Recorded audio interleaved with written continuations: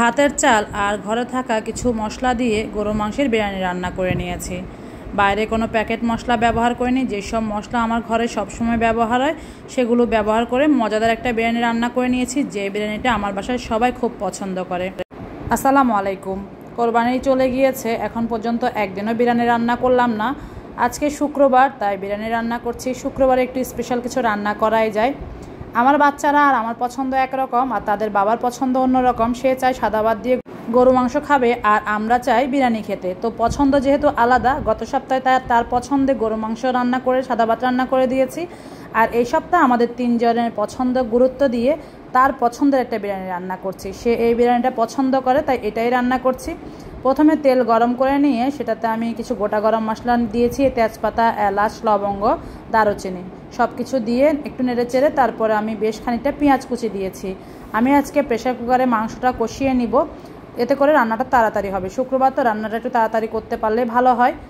তারপরে আমি দিয়ে দিয়েছি আদা রসুন বাটা, এই 2 টেবিল চামচের মতো, যেহেতু একসাথে বাটা আছে একসাথে দিয়ে দিয়েছি।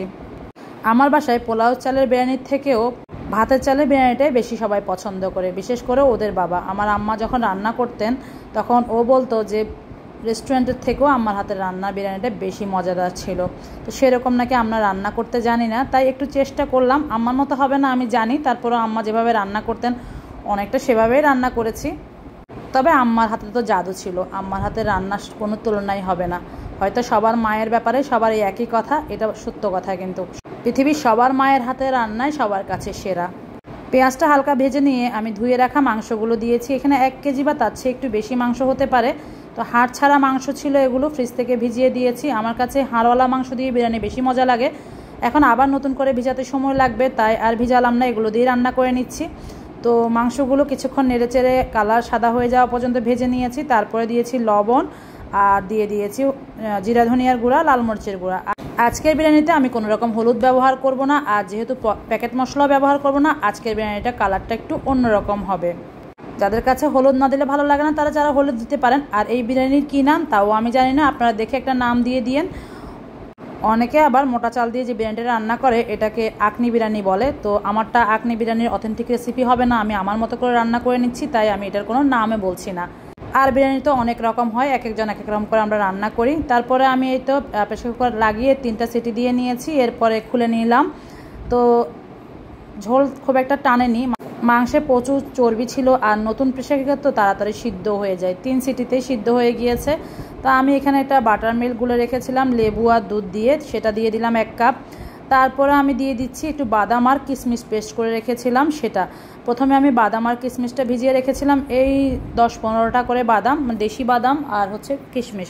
তো সেগুলো একটু পানি দিয়ে ব্লেন্ড করে দিয়ে দিলাম। তারপর দিলাম 5-6টা কাঁচা মরিচ। আর এখন যে মশলা দিলাম এটা হচ্ছে স্পেশাল মশলা, আমার ঘরে বানানো। এটা দিয়ে আমি মাংস রান্না করি, বিরিয়ানি রান্না করলে বিরিয়ানিতে দেই।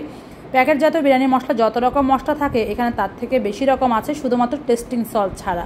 আপনারা চাইলে টেস্টিং সল্ট দিতে পারেন, আমি দেই নাই। লবণটা চেক করে একটু লবণ দিলাম, তারপর একটু কেওড়া জল, একটু গোলাপ জল, এই 1 চা চামচ করে দিয়েছি। তারপরে দিচ্ছি আমি 1 চা চামচ সয়া সস। সব মশলা দিয়ে ভালো করে মিশিয়ে নিচ্ছি। কেওড়া জল কিংবা গোলাপ জল আপনার হাতের কাছে না থাকলে না দিলেও চলবে, আমার কাছে ছিল বিধায় আমি দিয়ে দিয়েছি। আর বিরিয়ানিতে মশলা বা যে কোনো খাবারে মশলা নিজের ইচ্ছা মতো ব্যবহার করা যায়, কিছু বাদ দেওয়া যায়, কিছু অ্যাড করা যায়। এই যেমন আমি অন্য সময় হলে গাজর দিতাম, আজকে দিতে পারিনি। অনেক সময় নারকেল বাটা দিতাম, টক দই দিতাম, সেগুলো কিছুই দেইনি। তারপরে কিন্তু স্বাদ কোনো অংশে কম হয়নি। মাংসটা আমি রাইস কুকারের হাঁড়িতে ঢেলে নিয়েছি, কারণ প্রেসার কুকারে ভাত মেশাতে একটু ঝামেলাই হবে। আর আমি ভাতটা রান্না করে রেখেছিলাম, আমরা যে ভাতের চাল দিয়ে ভাত রান্না করি ঠিক সেভাবে রান্না করে মাড় ঝরিয়ে নিয়েছি। আমি কিছুই ব্যবহার করিনি, না লবণ না কোনো মশলা, শুধুমাত্র একটু শক্ত শক্ত নামিয়েছি। এই ধরেন 80% সব সিদ্ধ হয়েছে এমনভাবে আমি মাড়টা গেলে নিয়েছি। এতে করে আমি এখন যখন মশলার সাথে মিশাবো ভাতটা বাকি 20% সিদ্ধ হয়ে যাবে, আর এটা বিরিয়ানিটা খুব মজা হবে। তো আমি খুব ভালো করে মশলার সাথে মিশিয়ে নিচ্ছি। মিশিয়ে আমি এটা ঢাকনা দিয়ে ঢেকে রেখে দেবো 10 মিনিট প্রথমে। এরপরে 10 মিনিট পরে আমি আবারও এটাকে নেড়ে চেড়ে দিব। তো আমি একটা ভাত নিয়ে দেখছি, লবণ চেক করে নিচ্ছি।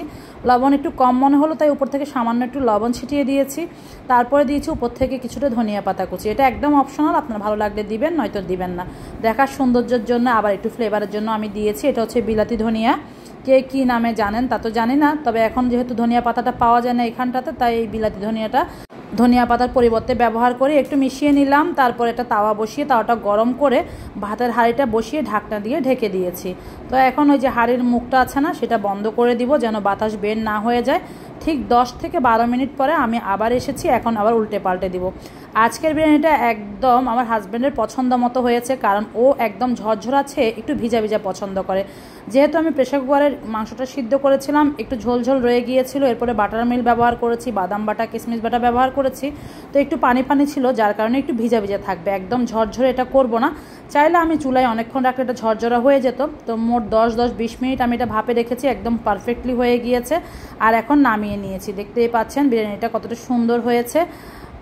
আর দেখতে যেমন হোক না কেন, টেস্টটা কিন্তু অসাধারণ ছিল। আমার বাচ্চারা এবং ওদের বাবা সবাই পছন্দ করেছে। তো যাদের জন্য রান্না করেছি তারা যদি পছন্দ করে তাহলে আর কি লাগে বলেন তো। আর এই মোটা চালের বিরিয়ানিটা আমারও খুব পছন্দের। বাসমতি চাল, পোলাও চাল এগুলো কি সবসময় আমাদের ঘরে থাকে না। তাই আমি একদম সহজ যে জিনিসগুলো আমাদের ঘরে সবসময় থাকে তাই দিয়ে বানিয়ে দেখিয়ে দিলাম। ভিডিওটি কেমন লেগেছে জানাবেন। ভালো থাকবেন সব।